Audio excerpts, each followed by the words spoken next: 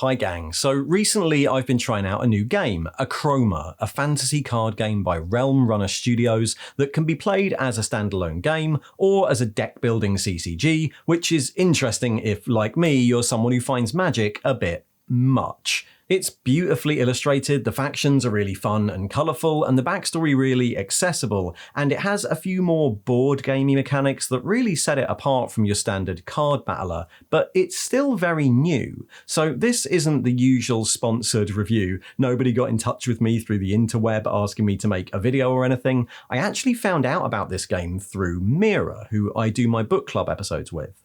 Her friend created it, and I got my first look at it when she was working on their stand at Comic-Con, so a few weeks later I tried it out in a demo at the UK Games Expo, asked for a starter set and offered to play it on the channel in the hope of raising a bit of awareness for them. So that's exactly what we're going to do. Have a look at the game, explain how it works, and then play it. But first, let's hear from Mira about why she likes it so much. I was lucky enough to work with Jack, who's one of the creators of the Achroma card game. And his wife, Rachel, had created this world, which I'd always heard about, the world of Achroma, where the goodies were like providing colours and the baddies were stealing the colours. So Jack actually DM'd us through lockdown. And then, I got to play some games of Achroma, and hang out at the stand at Comic-Con, which was very, very cool. So that's how I know about this game. Okay, and you've played a bit of it. What do you think? You've played Magic before, right? I played Magic the Gathering. Yeah. I find I'm not very good at maths and strategy. Right. It's an issue. But, my people play Magic the Gathering, so I follow my tribe. Yeah. This Achroma I really love because the world building is so up my alley. There's like lots of colourful magic and I love the artwork. It's really, really cute. Yeah. Especially if you choose to play dragons like I did, because I'm a good guy. And obviously you're a horrible baddie. Thanks. But it's really, really cute. And there's enough to talk about on the cards where you can kind of chat within it and like work stuff out. I mean, once you get the rhythm, the cards help you enough to know how to play it. Yeah. So yeah, will I become a master Achroma player? Will you see me in California in 5 years? No, but I think it's also a really great fun game to get kids into. Yeah. So I have nieces and godsons that would probably be more likely to pick this up than Magic. Yeah. Well, me either, to be honest, but let's go through how it works anyway. Achroma is a card game you play with a deck of 30 cards. Realm Runner released these cards as a number of pre-built decks called palettes in the game, and each release is themed around part of their backstory. At the time of writing, there are two big releases, The Curse of Curdle Hill, which pits the Magus Elite's best detectives against the dark power of the occultists, and The Siege of the Draco Temple, where the Stone Waste Drakes lay siege to the Draco defenders. And as I publish this, a third has just been released. Each release has a number of different decks available for each faction. As we both said, I really like the card art here. It has a colourful, consistent, avatar-like style, and all the rules on the cards are really easy to read and figure out. In Achroma, each player starts with 10 shards, which are both your life force and an in-game currency. And while they can be represented by tokens, Achroma has an app that allows you to track them as well as steal them from each other, which is a mechanic we'll get to in a minute. The aim of the game is to either get to 30 shards or to reduce your opponent to 0, and the game gives you various ways of doing this. We found that a full game took around 15 to 20 minutes. You start with a hand of 5 cards, which are split across characters, locations, actions, and objects of power. And they all have a shard value, a number of shards required to cast, which means you have to balance summoning creatures and casting spells with how much life force you have remaining. Character cards are the most common. They have a single strength stat, and they can be used to attack and remove enemy characters, but unlike, say, Magic, they can't be used to directly attack the enemy player. Instead, having characters in play on your canvas will affect how many shards you get at the end of your turn, either giving you more, draining them from your enemy, or stealing them from their shard bank to yours. So they're useful to have in play even if you have nobody to directly attack with them. If you do attack with them, you just pick an enemy character, compare the two strengths, and do that much damage to each card, removing any that would go to 0. So if a strength 3 attacks a strength 2 card, the strength 2 card is discarded, and the strength 3 card is on 1 wound left until the end of their turn, which leaves them vulnerable to another attack. Location cards have a similar effect on the shard bank, gaining you or losing the enemy points, and usually some special rules that alter the flow of the game. They can't be directly attacked by characters, but there are some other cards that allow you to affect them. Actions are one-off spells that let you do cool things, and finally, objects of power are items you can give your characters that make them stronger. The strength of the object is added to the character's strength, and when a character is attacked, you assign damage to the object first, so it's like a little shield with a bonus. The game is played in turns, and in your turn, you first attack with any characters you already have deployed. After that, you can then play up to 3 cards, deducting their shard cost from your bank and playing any effects on the cards immediately. This, of course, means that new characters you just play won't be able to attack until next turn.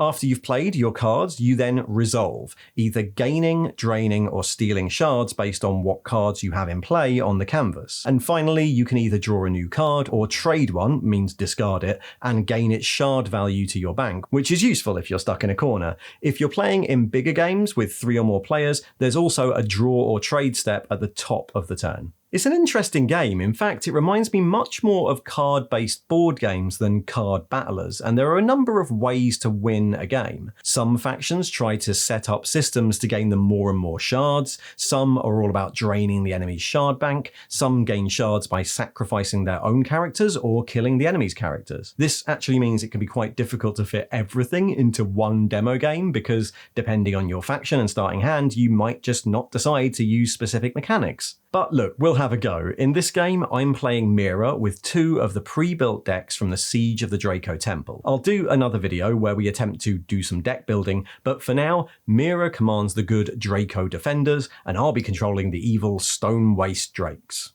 So, I got the first turn. The app has decided once again that I get the first turn.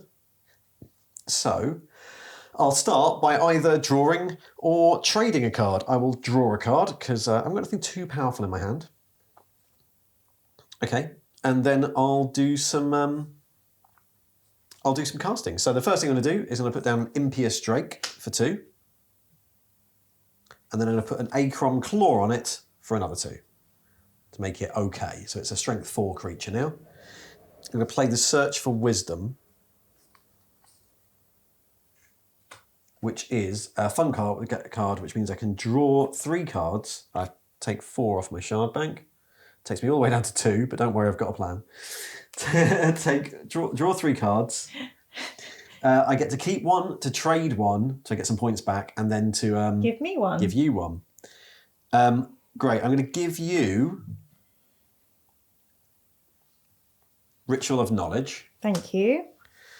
I'm going to trade the Sacrificial Ritual for 3, and I'm going to keep this last card. Okay. Then I'm going to, so that's my 3 deploys. My resolve will be to steal 2 from you. Because that's what my things do. And then finally, I am going to discard my Achroma Belenium for 5. To take me back up to 10. Okay. Right. So and I've only got 3 cards left. Your go. So what would you like to do first? Draw or burn? Burn. So I'm going to burn a card. Okay, cool. To start. Gives you some points back. And I'm going to deploy. I have a Strength 4 dragon on the board.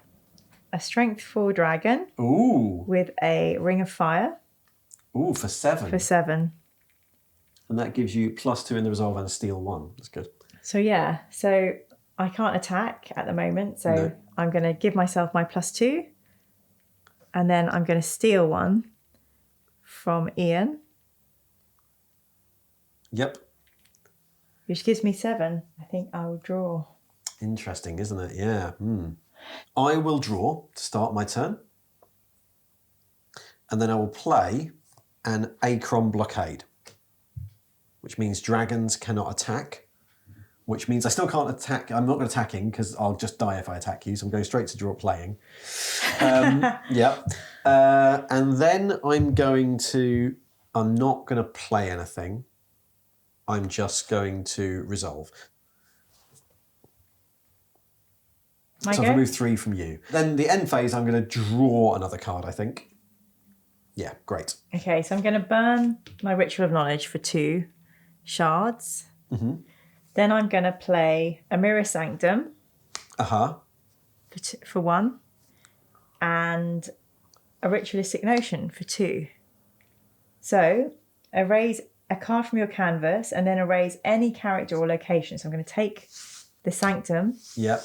I'm going to erase My Achroma blockade. your Achroma blockade. That is annoying. I'm going to resolve, so I can steal 1 from you. Yep. And I gain 2. And then I will end with a draw. So now I'm back at a point where you could actually attack me. And I'll die. To, if you don't mind. Your strength 7. First thing I'm going to do. You shouldn't have given me that Ritualistic Notion. Right. Is I'm going to draw. Damn it. I'm going to draw. I'm going to risk. This is a big risk. Before I cast is to attack. Right, this is going to be brilliant. No, because so if I attack you with my Impious Drake, the Achroma Claw is poisonous to you, which means that even if I don't kill you, I erase that card. But the problem is I'll erase the item first. You can do I have another item to just pop back on there? No, I'll just destroy the item. So what I'm going to do is I'm going to play another Search for Wisdom, which is really risky. 1, so I've gone down to 1 point. Oh, gosh. I draw 3 cards. Right, okay. Oh my God, that's expensive. What's happening? Right. Damn, this is really bad. I don't know what to do. I'm going to give you the Achroma Haven. I'm going to keep the Drake Ambush. And I'm going to discard the Mortius Drake, which gives me 4 back. Then I'm going to play the Drake Ambush. Erase up to 2 dragons for 4. Take me down to 1. That's dead, which means the item's dead too. Saved. In the resolve step, I will take 2 from you. I'm not just removing 2 from you. And then in the final draw and trade step, I will discard Umbra Igneous to give me 4 again. So I'm now back at 5. Oh, wow, what a turn. Yeah. Okay, you've drawn. You have nothing to attack with. No, but I will play a Minima Dragon. For 1, 2, 3. Which I think means...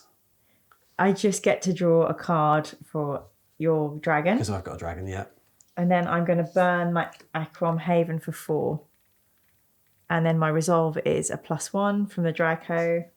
Yes, it is. So you're back up to 6. Okay, so I'm going to draw. Before I then play anything, I'm going to attack with my Drake, who has strength 4 now. So he does the Minima Drake. I think your 3 back to me destroys the claw. Oh, okay. Then I'm going to play a rock for 2. Okay. And then I'm going to play an Achroma Claw back on him for 2. Then I'm going to resolve. So the resolve is -2 to you. Yeah. And steal 1. Okay. And then I will, for my end phase, I will trade the Floating Wasteland to give myself 3. I'm going to draw. So at the moment, these can take... 2. You lose 3 every turn. Yeah. So I'm going to play the Ruba Draco. It takes me down to 1. The resolve is I get that back. And then you burn a card to get points, or... Yeah. So you're back up to 6 and I'm on 5 again. I can never get you below 6. Right, I'll draw a card. Oh my God, no. So the first thing I'll do is attack. I'll attack with my Achroma Claw and Impious Drake. I think the same thing happens, which the Achroma Claw goes. Right, next thing I'm going to do is I'm going to play the Draco Graveyard. No!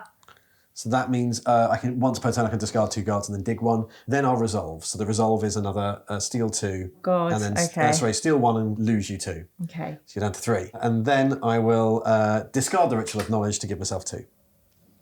God damn I have it. no cards left. Okay. Okay. Oh.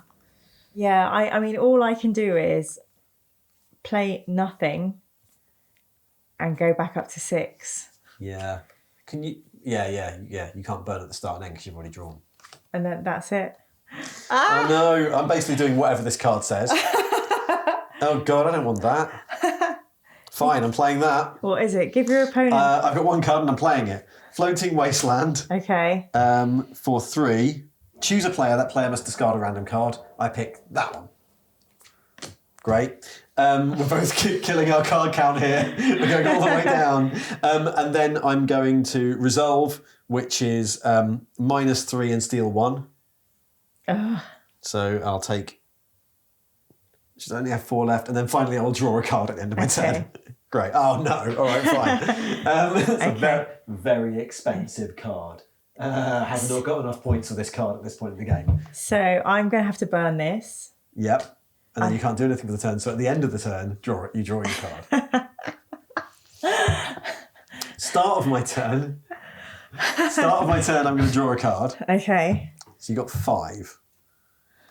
This is not going to help me do that. I can't really play any of those. So I'm going to resolve by doing my usual resolve, which is slowly whittling away at you, lose you 3 and steal you 1. And then I will discard Prying Eyes, which gives me 5. It's a very good card. It allows me to look at your entire hand and then play a card from it. But you only got 1 card in your hand, so it's not that useful. Your go. Would you like to draw or burn? I'm burning that to give me 2. And then I can't attack, I can't deploy. My resolve is nothing and I'm going to draw a card. No! And I'm going to draw a card and I will... just for the sake of it, no, I'm not going to do anything. I'm not going to play anything, and then I resolve my turn, and you get down to 0. Fine. And there we are. I've won the game. Congratulations. Well done. That was a difficult one. You had me early on, and I managed to wriggle out of it. I can't believe you wriggled out of it. And then slowly wear you down for the rest of the game. I've been really enjoying playing a bit of this game, and I'm interested to see where it goes. It's obviously been designed with loads of room for expansion. For example, the casting cost is represented by different coloured shards, which doesn't seem to be exploited that much now, but totally could be in the future. There's a lot of stuff like that. Like Mira, I also think it's a really good game for introducing younger players to CCGs. The art style in particular is a great sell, but also the fact that it's about setting up systems and playing strategically as opposed to just trying to kill the enemy makes it a really variable game. Anyway, I'll put links in the description below, and we'll be back in a bit with our first attempts at deck building. Thanks for watching. And if you'd like to see more gaming content, including Let's Plays a bit like this, then there should be another video just popping up there on the right. And if you'd like to see my videos early, then check the Patreon link in the description. See ya.